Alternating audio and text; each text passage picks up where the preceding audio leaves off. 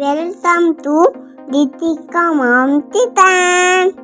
ಎಲ್ಲರಿಗೂ ನಮಸ್ಕಾರ. ನಾನು ಪವಿತ್ರ. ಇವತ್ತಿನ ರೆಸಿಪಿ ನಿಂಬೆಹಣ್ಣು ಉಪ್ಪಿನಕಾಯಿ. ತುಂಬಾ ಸಿಂಪಲಾಗಿ ಮಾಡ್ಕೊಳ್ಬೋದು. ಬನ್ನಿ ಆಗಿದ್ದರೆ ಈ ಉಪ್ಪಿನಕಾಯಿನ ಯಾವ ರೀತಿ ಮಾಡೋದು ಅಂತ ನೋಡೋಣ. ಅದಕ್ಕೂ ಮುಂಚೆ ಯಾರೆಲ್ಲ ನಮ್ಮ ಚಾನಲ್ನ ಹೊಸ್ದಾಗಿ ನೋಡ್ತಾ ಇದ್ದೀರಾ ಪ್ಲೀಸ್ ಸಬ್ಸ್ಕ್ರೈಬ್ ಮಾಡ್ಕೊಳ್ಳಿ. ಬೆಲ್ ಬಟನ್ನ ಕ್ಲಿಕ್ ಮಾಡೋದನ್ನ ಮರಿಬೇಡಿ. ವಿಡಿಯೋನ ಮಧ್ಯೆ ಸ್ಕಿಪ್ ಮಾಡಬೇಡಿ. ಫುಲ್ ವಿಡಿಯೋನ ನೋಡಿ ನಮ್ಮ ಚಾನಲ್ಗೆ ಸಪೋರ್ಟ್ ಮಾಡಿ.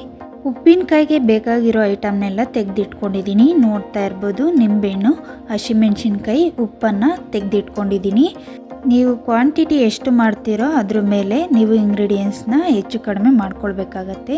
ನಿಂಬೆಹಣ್ಣು ನೋಡಿ, ನಾನು ಈ ಸೈಜ್ದು ಒಂದು 25 ನಿಂಬೆಹಣ್ಣನ್ನು ಕಟ್ ಮಾಡಿ ಇಟ್ಕೊಂಡಿದ್ದೀನಿ. ನಿಮ್ಗೆ ತೋರ್ಸೋಕ್ಕೋಸ್ಕರ ತೋರಿಸ್ತಾ ಇದ್ದೀನಿ ಅಷ್ಟೇ. ಈ ಸೈಜ್ದು ಒಂದು 25 ನಿಂಬೆಹಣ್ಣು ಕಟ್ ಮಾಡಿ ಆಲ್ರೆಡಿ ಇಟ್ಕೊಂಡಿದ್ದೀನಿ.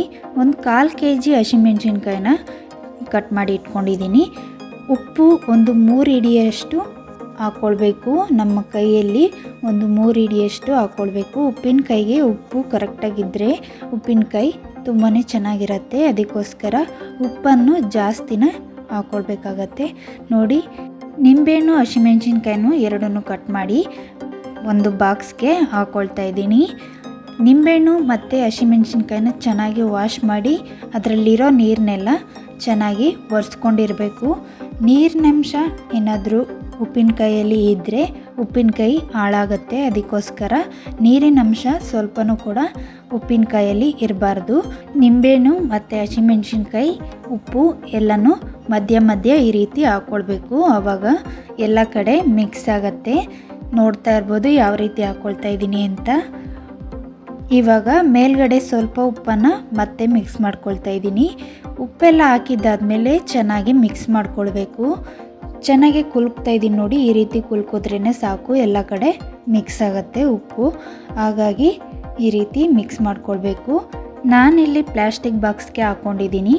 ನೀವು ಬೇಕಿದ್ದರೆ ಗಾಜಿನ ಬೌಲ್ಗೆ, ಇಲ್ಲಾಂದರೆ ಉಪ್ಪಿನಕಾಯಿ ಜಾರ್ ಬರುತ್ತಲ್ಲ ಅದಕ್ಕೂ ಕೂಡ ಹಾಕ್ಕೊಳ್ಬೋದು. ಈ ರೀತಿ ಚೆನ್ನಾಗಿ ಮಿಕ್ಸ್ ಮಾಡ್ಕೊಳ್ಬೇಕು. 3 ದಿನ ಇಟ್ಕೊಳ್ತೀವಲ್ಲ, ಉಪ್ಪಲ್ಲೇ ಚೆನ್ನಾಗಿ ಬೇಯಬೇಕು. 3 ದಿನದವರೆಗೂ ಪ್ರತಿದಿನಕ್ಕೊಂದ್ಸಲಿ ಈ ರೀತಿ ಚೆನ್ನಾಗಿ ಮಿಕ್ಸ್ ಮಾಡ್ಕೊಳ್ತಾ ಇರಬೇಕು. ದಿನಕ್ಕೊಂದ್ಸಲಿ ಈ ರೀತಿ ಮಿಕ್ಸ್ ಮಾಡೋದ್ರಿಂದ ನಾವು ಹಾಕಿರೋ ಉಪ್ಪಿನಾಂಶ ಎಲ್ಲ ಚೆನ್ನಾಗಿ ಹಿಡಿಯುತ್ತೆ ನಿಂಬೆಹಣ್ಣಿಗೆ. ಅದಕ್ಕೋಸ್ಕರ ದಿನಕ್ಕೊಮ್ಮೆ ಈ ರೀತಿ ಮಾಡ್ಕೊಳ್ಬೇಕು. ವಿಡಿಯೋ ಲೆಂತ್ ಆಗುತ್ತೆ ಅಂತ ಅದನ್ನೆಲ್ಲ ಜಾಸ್ತಿ ತೋರಿಸೋದಕ್ಕೆ ಹೋಗಿಲ್ಲ, ಅದಕ್ಕೆ ಹೇಳ್ತಾ ಇದ್ದೀನಿ.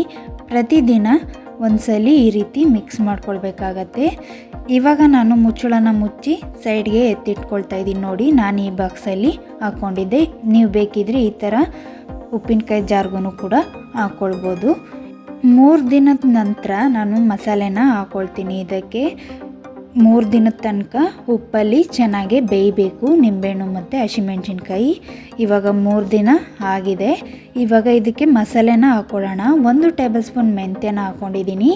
ಮೆಂತ್ಯನ ಸ್ವಲ್ಪ ಹುರ್ಕೊಂಡು ಇಟ್ಕೊಂಡಿದ್ದೀನಿ. ನೋಡ್ತಾ ಇರ್ಬೋದು, 1 ಹಿಡಿಯಷ್ಟು ಖಾರಕ್ಕೆ ಒಣಗಿದ ಮೆಣಸಿನ್ಕಾಯಿನ ಹಾಕ್ಕೊಂಡಿದ್ದೀನಿ. ಒಂದು 7ರಿಂದ 8 ಬ್ಯಾಡಗೆ ಮೆಣಸಿನ್ಕಾಯಿನ ಎತ್ತಿಟ್ಕೊಂಡಿದ್ದೀನಿ. ಬ್ಯಾಡಗೆ ಮೆಣಸಿನ್ಕಾಯಿ ಹಾಕೋದ್ರಿಂದ ಉಪ್ಪಿನಕಾಯಿ ಕಲರ್ ತುಂಬಾ ಚೆನ್ನಾಗಿ ಬರುತ್ತೆ. ಅದಕ್ಕೋಸ್ಕರ ಬ್ಯಾಡಗೆ ಮೆಣಸಿನ್ಕಾಯಿನ ಇಟ್ಕೊಂಡಿದ್ದೀನಿ. ಇವಾಗ ಇದು 3 ಇಂಗ್ರೀಡಿಯೆಂಟ್ಸ್ ಹಾಕ್ಕೊಂಡು ಮಿಕ್ಸರ್ ಜಾರ್ಗೆ ಹಾಕ್ಕೊಂಡು ಪೌಡರ್ನ ಮಾಡ್ಕೊಳ್ತಾ ಇದ್ದೀನಿ. ಮೆಂತ್ಯನ ಸ್ವಲ್ಪ ಲೈಟಾಗಿ ಪೌಡರ್ನ ಮಾಡ್ಕೊಳ್ಬೇಕು ಈ ರೀತಿ. ಇವಾಗ ಮಿಕ್ಸರ್ ಜಾರ್ಗೆ ಹಾಕಿ ತರ್ತರಿಯಾಗಿ ಪೌಡರ್ನ ಮಾಡ್ಕೊಳ್ತಾ ಇದ್ದೀನಿ.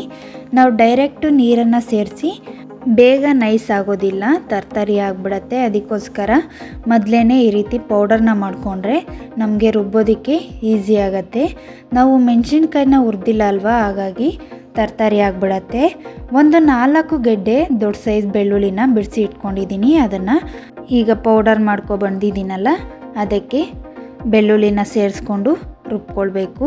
ಇವಾಗ ಪೌಡರ್ ನೋಡಿ ಯಾವ ರೀತಿ ಪೌಡರ್ನ ಮಾಡ್ಕೊಂಡಿದ್ದೀನಿ ಅಂತ. ಈ ರೀತಿ ಮಾಡಿಕೊಂಡ್ರೆ ನಮಗೆ ಬೇಗ ನೈಸ್ ಆಗುತ್ತೆ. ಆದಷ್ಟು ಈ ಪೇಸ್ಟ್ನ ಗಟ್ಟಿಯಾಗಿಯೇ ಮಾಡ್ಕೊಳ್ಬೇಕು, ತುಂಬ ತೆಳುವಾಗಿ ಮಾಡ್ಕೊಳ್ಳೋದಕ್ಕೆ ಹೋಗಬಾರ್ದು. ಇವಾಗ ಬೆಳ್ಳುಳ್ಳಿನ ಎತ್ತಿಟ್ಕೊಂಡಿದ್ವಲ್ಲ ಅದನ್ನು ಸೇರಿಸ್ಕೊಂಡು ಒಂದು 1/4 ಲೋಟದಷ್ಟು ನೀರನ್ನು ಸೇರಿಸ್ಕೊಳ್ತಾ ಇದ್ದೀನಿ. ನೀರನ್ನು ಜಾಸ್ತಿ ಯೂಸ್ ಮಾಡೋಕ್ಕೆ ಹೋಗಬೇಡಿ, ಉಪ್ಪಿನಕಾಯಿ ಹಾಳಾಗತ್ತೆ. ಅದಕ್ಕೋಸ್ಕರ ಸ್ವಲ್ಪ ನೀರನ್ನು ಹಾಕ್ಕೊಂಡು ಈ ರೀತಿ ಗಟ್ಟಿಯಾಗಿ ರುಬ್ಕೊಂಡಿದ್ದೀನಿ. ನೋಡಿ, ತುಂಬ ನೈಸು ಅಲ್ಲ ತುಂಬ ತರಿನೂ ಅಲ್ಲ, ಆ ರೀತಿ ಪೇಸ್ಟ್ ಮಾಡಿ ಇಟ್ಕೊಂಡಿದ್ದೀನಿ. ಕಲರ್ ನೋಡಿ ಎಷ್ಟು ಸೂಪರಾಗಿ ಬಂದಿದೆ ಅಂತ. ತುಂಬಾ ಚೆನ್ನಾಗಿರತ್ತೆ ಈ ರೀತಿ ಉಪ್ಪಿನಕಾಯಿನ ಮಾಡಿಕೊಂಡ್ರೆ. ಮನೇಲೇ ಈ ರೀತಿ ಉಪ್ಪಿನಕಾಯಿನ ಮಾಡ್ಕೊಂಡು ನೋಡಿ, ತುಂಬಾ ಇಷ್ಟ ಆಗುತ್ತೆ. ನೋಡಿ ಈ ಪೇಸ್ಟ್ನ ಸೈಡ್ಗೆ ಎತ್ತಿಟ್ಕೊಂಡು ಸ್ಟವ್ ಮೇಲೆ ಒಂದು ಬಾಣಲಿನ ಇಟ್ಕೊಂಡಿದ್ದೀನಿ. ಬಾಣಲಿ ಚೆನ್ನಾಗಿ ಬಿಸಿ ಆದಮೇಲೆ ಒಂದು 10-12 ಟೇಬಲ್ ಸ್ಪೂನಷ್ಟು ಎಣ್ಣೆನ ಹಾಕ್ಕೊಂಡಿದ್ದೀನಿ. ಉಪ್ಪಿನಕಾಯಿಗೆ ಎಣ್ಣೆನ ಜಾಸ್ತಿನೇ ಹಾಕ್ಕೊಳ್ಬೇಕಾಗತ್ತೆ, ಅದಕ್ಕೋಸ್ಕರ ಸ್ವಲ್ಪ ಜಾಸ್ತಿನೇ ಹಾಕ್ಕೊಂಡಿದ್ದೀನಿ. 1 ಟೇಬಲ್ ಸ್ಪೂನಷ್ಟು ಸಾಸಿವೆನ ಹಾಕ್ಕೊಳ್ತಾ ಇದ್ದೀನಿ. ಎಣ್ಣೆ ಚೆನ್ನಾಗಿ ಕಾಯಿದ ಮೇಲೆ ಸಾಸಿವೆನ ಹಾಕ್ಕೊಳ್ತಾ ಇದ್ದೀನಿ. ಸಾಸಿವೆ ಚಿಟಪಟ ಅಂತ ಸಿಡಿದ್ಮೇಲೆ ಹಿಂಗನ್ನು ಸೇರಿಸ್ಕೊಳ್ತಾ ಇದ್ದೀನಿ. ಉಪ್ಪಿನಕಾಯಿಗೆ ಹಿಂಗೆ ಹಾಕೋದ್ರಿಂದ ತುಂಬಾ ಟೇಸ್ಟ್ ಚೆನ್ನಾಗಿರುತ್ತೆ, ಫ್ಲೇವರು ಕೂಡ ತುಂಬಾ ಚೆನ್ನಾಗಿರುತ್ತೆ, ಅದಕ್ಕೋಸ್ಕರ ಹಿಂಗನ್ನು ಸೇರಿಸ್ಕೊಂಡಿದ್ದೀನಿ. ಹಿಂಗೆ ಹಾಕಿದ್ದಾದಮೇಲೆ ನಾನು ರುಬ್ಕೊಂಡಿದ್ನಲ್ಲ ಪೇಸ್ಟು, ಆ ಪೇಸ್ಟನ್ನು ಎಣ್ಣೆಗೆ ಸೇರಿಸ್ಕೊಳ್ತಾ ಇದ್ದೀನಿ. ಎಣ್ಣೆಗೆ ಸೇರಿಸಿ 1-2 ನಿಮಿಷ ಫ್ರೈ ಮಾಡ್ಕೊಳ್ಬೇಕಾಗತ್ತೆ. ಯಾಕೆ ಅಂದರೆ ನಾವು ನೀರು ಹಾಕಿ ಸ್ವಲ್ಪ ರುಬ್ಕೊಂಡಿದ್ವಲ್ಲ, ಈ ಮಸಾಲೆನ 1-2 ನಿಮಿಷ ಫ್ರೈ ಮಾಡಿಕೊಂಡ್ರೆ ತುಂಬಾ ಚೆನ್ನಾಗಿ ಬರುತ್ತೆ ಉಪ್ಪಿನಕಾಯಿ. ಉಪ್ಪಿನಕಾಯಿ ಏನು ಹಾಳಾಗೋದಿಲ್ಲ. ನೋಡಿ ಎಷ್ಟು ಗಟ್ಟಿಯಾಗಿ ರುಬ್ಕೊಂಡಿದ್ದೀನಿ ಅಂತ. ಈ ರೀತಿ ರುಬ್ಕೊಂಡ್ರೆ ನಮಗೆ ಉಪ್ಪಿನಕಾಯಿ ಪರ್ಫೆಕ್ಟಾಗಿ ಬರುತ್ತೆ. ನೀವು ಇದೇ ರೀತಿ ಒಂದ್ಸಲಿ ಟ್ರೈ ಮಾಡಿ ಹೇಗೆ ಬಂತು ಅಂತ ನನಗೆ ಕಮೆಂಟ್ನಲ್ಲಿ ತಿಳಿಸಿ. ಇದೇ ರೀತಿ ಯಾವುದಾದ್ರೂ ಹೊಸ ರೆಸಿಪಿ ಬೇಕು ಅಂದ್ರೂ ಕೂಡ ಕಮೆಂಟ್ನಲ್ಲಿ ತಿಳಿಸಿ, ಆದಷ್ಟು ಬೇಗ ಅಪ್ಲೋಡ್ ಮಾಡ್ತೀನಿ. ನೋಡ್ತಾ ಇರ್ಬೋದು, ನಾನು ಲೋ ಫ್ಲೇಮಲ್ಲೇ ಇಟ್ಕೊಂಡು ಇದನ್ನು ಫ್ರೈ ಮಾಡ್ಕೊಳ್ತಾ ಇದ್ದೀನಿ. ಹೈ ಫ್ಲೇಮಲ್ಲಿ ಇಟ್ಕೊಂಡು ಫ್ರೈ ಮಾಡೋದಕ್ಕೆ ಹೋಗಬೇಡಿ. ಲೋ ಫ್ಲೇಮಲ್ಲೇ ಇಟ್ಕೊಂಡು 1-2 ನಿಮಿಷ ಹಿಂಗೆ ಫ್ರೈ ಮಾಡ್ಕೊಳ್ತಾ ಇದ್ದೀನಿ ಈ ಮಸಾಲೆನ. 2 ನಿಮಿಷ ಫ್ರೈ ಮಾಡ್ಕೊಂಡಿದ್ದಾಗಿದೆ, ನೋಡ್ತಾ ಇರ್ಬೋದು. ಇವಾಗ ಚೆನ್ನಾಗಿ ಒಂದ್ಸಲಿ ಮಿಕ್ಸ್ ಮಾಡಿಕೊಂಡು ತಣ್ಣಗಾಗೋದಕ್ಕೆ ಬಿಡಬೇಕು. ತಣ್ಣಗಾದ್ಮೇಲೆ ನಾವು ಮೊದಲೇ ರೆಡಿ ಮಾಡಿ ಇಟ್ಕೊಂಡಿದ್ವಲ್ಲ ನಿಂಬೆಹಣ್ಣು ಮತ್ತು ಹಸಿಮೆಣ್ಸಿನ್ಕಾಯಿ, ಉಪ್ಪು ಎಲ್ಲ ಹಾಕಿ ಮಿಕ್ಸ್ ಮಾಡಿ ಇಟ್ಕೊಂಡಿದ್ದೀವಲ್ಲ, ಅದನ್ನು ಮಿಕ್ಸ್ ಮಾಡ್ಕೊಳ್ಬೇಕಾಗತ್ತೆ. ನೋಡ್ತಾ ಇರ್ಬೋದು, 3 ದಿನದ ನಂತರ ನಾನು ಮಾಡ್ಕೊಳ್ತಾ ಇದ್ದೀನಿ. 3 ದಿನದವರೆಗೂ ಪ್ರತಿದಿನವೂ ಈ ರೀತಿ ಮಿಕ್ಸ್ ಮಾಡಿಕೊಂಡು ಇಟ್ಕೊಳ್ತಾ ಇದ್ದೆ. ದಿನಕ್ಕೊಂದ್ಸಲಿ ಈ ರೀತಿ ಮಾಡ್ಕೊಳ್ಬೇಕು. ಇವಾಗ ಚೆನ್ನಾಗಿ ಒಂದ್ಸಲಿ ಮಿಕ್ಸ್ ಮಾಡಿಕೊಂಡು ಇದೇ ರೀತಿ ಕುಲ್ತಾ ಇದ್ದೀನಿ. ನೋಡಿ ಈ ರೀತಿ ಮಿಕ್ಸ್ ಮಾಡಿದ್ದಾದಮೇಲೆ ನಾನು ರೆಡಿ ಮಾಡಿ ಇಟ್ಕೊಂಡಿದ್ದೀನಲ್ಲ ಮಸಾಲೆ, ಅದು ಕಂಪ್ಲೀಟಾಗಿ ತಣ್ಣಗಾಗಿರಬೇಕು. ತಣ್ಣಗಾದ್ಮೇಲೆ ಈ ನಿಂಬೆಹಣ್ಣನ್ನು ಸೇರಿಸ್ಕೊಳ್ತಾ ಇದ್ದೀನಿ.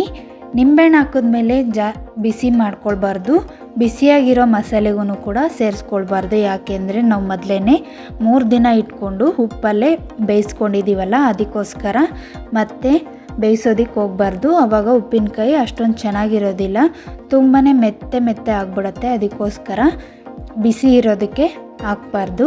ಇವಾಗ ಚೆನ್ನಾಗಿ ಮಸಾಲೆಗೆ ಮಿಕ್ಸ್ ಮಾಡ್ಕೊಳ್ಬೇಕು. ನಾವು ಉಪ್ಪಿನಕಾಯಿ ತಿಂತಾಯಿದ್ರಂತೂ ಬಾಯಲ್ಲಿ ನೀರೇ ಬರುತ್ತೆ, ಅಷ್ಟು ಚೆನ್ನಾಗಿರುತ್ತೆ ಉಪ್ಪಿನಕಾಯಿ. ಮನೆಯಲ್ಲೇ ಒಂದ್ಸಲಿ ಟ್ರೈ ಮಾಡಿ, ನಿಮಗೂ ಕೂಡ ತುಂಬಾ ಇಷ್ಟ ಆಗುತ್ತೆ. ನೋಡಿ ಎಷ್ಟು ಚೆನ್ನಾಗಿದೆ ಅಂತ. ನೋಡೋದಕ್ಕೆ ಮಾತ್ರ ತುಂಬಾ ಕಲರ್ಫುಲ್ಲಾಗಿದೆ, ಬಾಯಲ್ಲಿ ನೀರೇ ಬರ್ತಾಯಿದೆ ನೋಡ್ತಾ ಇದ್ದರೆ, ಅಷ್ಟು ಸೂಪರಾಗಿದೆ ಉಪ್ಪಿನಕಾಯಿ. ನೀವು ಒಂದ್ಸಲಿ ಟ್ರೈ ಮಾಡಿ. ಇವಾಗ ಚೆನ್ನಾಗಿ ಮಿಕ್ಸ್ ಮಾಡಿಕೊಂಡು ಕಂಪ್ಲೀಟಾಗಿ ತಣ್ಣಗಾದ್ಮೇಲೆ ನಾವು ಬಾಕ್ಸ್ಗೆ ಹಾಕ್ಕೊಳ್ಬೇಕಾಗತ್ತೆ. ನೀವು ಗಾಜಿನ ಬೌಲ್ಗೂ ಕೂಡ ಹಾಕ್ಕೊಳ್ಬೋದು, ನಿಮ್ಮ ಹತ್ರ ಯಾವ ಬೌಲ್ ಇರುತ್ತೆ ಅದಕ್ಕೆ ಹಾಕ್ಕೊಳ್ಳಿ. ನಿಂಬೆಹಣ್ಣು ಹಾಕಿ ಇಟ್ಕೊಂಡಿದ್ನಲ್ಲ ಅದೇ ಬಾಕ್ಸ್ಗೆ ಮತ್ತೆ ಉಪ್ಪಿನಕಾಯಿನ ಸೇರಿಸ್ಕೊಳ್ತಾ ಇದ್ದೀನಿ. ಈ ಉಪ್ಪಿನಕಾಯಿನ ಬಾಕ್ಸ್ಗೆ ಹಾಕಿ ಮತ್ತೆ ಸ್ಪೂನಲ್ಲಿ ಮಿಕ್ಸ್ ಮಾಡ್ತಾ ಇರಬಾರ್ದು. ಕಂಪ್ಲೀಟಾಗಿ 1 ವಾರ ಈ ಮಸಾಲೆಯಲ್ಲಿ ನಿಂಬೆಹಣ್ಣು ಬೇಯೋದಕ್ಕೆ ಬಿಡಬೇಕು. ಆವಾಗ ಉಪ್ಪಿನಕಾಯಿ ತುಂಬಾ ಚೆನ್ನಾಗಿ ಬರುತ್ತೆ. ಅದಕ್ಕೂ ಮುಂಚೆನೇ ನೀವು ಉಪ್ಪಿನಕಾಯಿನ ಯೂಸ್ ಮಾಡೋಕ್ಕೆ ಸ್ಟಾರ್ಟ್ ಮಾಡಿದ್ರೆ ಅಷ್ಟೊಂದು ಚೆನ್ನಾಗಿ ಬೆಂದಿರೋದಿಲ್ಲ. 1 ವಾರ ಚೆನ್ನಾಗಿ ಬೇಯಬೇಕು. ಇವಾಗ ಮುಚ್ಚಳನ ಮುಚ್ಚಿ 1 ವಾರದ ನಂತರ ನಾನು ಓಪನ್ ಮಾಡಿ ತೋರಿಸ್ತೀನಿ. ನೋಡಿ ಎಷ್ಟು ಚೆನ್ನಾಗಿ ಬಂದಿರುತ್ತೆ ಅಂತ. ಮೇಲ್ಗಡೆ ಎಣ್ಣೆ ಎಲ್ಲ ತೇಳ್ಕೊಂಡಿರುತ್ತೆ. ಆ ರೀತಿ ಆದಮೇಲೆ ನಮಗೆ ಉಪ್ಪಿನಕಾಯಿ ಪರ್ಫೆಕ್ಟಾಗಿ ರೆಡಿಯಾಗಿರುತ್ತೆ. ನೋಡಿ ನಾನು 1 ವಾರದ ನಂತರ ತೋರಿಸ್ತಾ ಇದ್ದೀನಿ. ಉಪ್ಪಿನಕಾಯಿ ಪರ್ಫೆಕ್ಟಾಗಿ ರೆಡಿಯಾಗಿದೆ, ತುಂಬ ಚೆನ್ನಾಗಿ ಬೆಂದಿದೆ. ಮತ್ತು ನೋಡಿ ಮೇಲ್ಗಡೆ ಎಲ್ಲ ಸುತ್ತ ಎಣ್ಣೆ ಬಿಟ್ಕೊಂಡಿದೆ, ಈ ರೀತಿ ಬಿಟ್ಕೊಳ್ಬೇಕು. ಆವಾಗ ಉಪ್ಪಿನಕಾಯಿ ಪರ್ಫೆಕ್ಟಾಗಿ ರೆಡಿಯಾಗಿರುತ್ತೆ. ಒಂದು ಬೌಲ್ಗೆ ಹಾಕ್ಕೊಂಡು ತೋರಿಸ್ತಾ ಇದ್ದೀನಿ ನೋಡಿ. ಉಪ್ಪಿನಕಾಯಿ ಅಂತೂ ತುಂಬಾ ಚೆನ್ನಾಗಿರುತ್ತೆ. ಉಪ್ಪಿನಕಾಯಿಗೆ ಉಪ್ಪು ಕರೆಕ್ಟಾಗಿರಬೇಕು, ಇಲ್ಲಾಂದರೆ ಉಪ್ಪಿನಕಾಯಿ ಬೇಗ ಕೆಟ್ಟೋಗ್ಬಿಡತ್ತೆ. ಊಟದ ಜೊತೆ ಸ್ವಲ್ಪ ಸೈಡಲ್ಲಿ ಉಪ್ಪಿನಕಾಯಿ ಇದ್ದರೆ ತುಂಬ ಚೆನ್ನಾಗಿರುತ್ತೆ. ಉಪ್ಪಿನಕಾಯಿ ರೆಸಿಪಿ ನಿಮಗೆ ಇಷ್ಟ ಆಗಿದ್ದರೆ ನಿಮ್ಮ ಫ್ಯಾಮಿಲಿ ಫ್ರೆಂಡ್ಸ್ಗೂ ಶೇರ್ ಮಾಡಿ, ನಮ್ಮ ಚಾನಲ್ಗೆ ಸಪೋರ್ಟ್ ಮಾಡಿ. ಈ ವಿಡಿಯೋ ನಿಮಗೆ ಇಷ್ಟ ಆಗಿದ್ದರೆ ಲೈಕ್ ಮಾಡಿ, ಶೇರ್ ಮಾಡಿ, ಸಬ್ಸ್ಕ್ರೈಬ್ ಮಾಡ್ಕೊಳ್ಳಿ. ನೆಕ್ಸ್ಟ್ ವಿಡಿಯೋದಲ್ಲಿ ಸಿಗ್ತೀನಿ. Thanks for watching.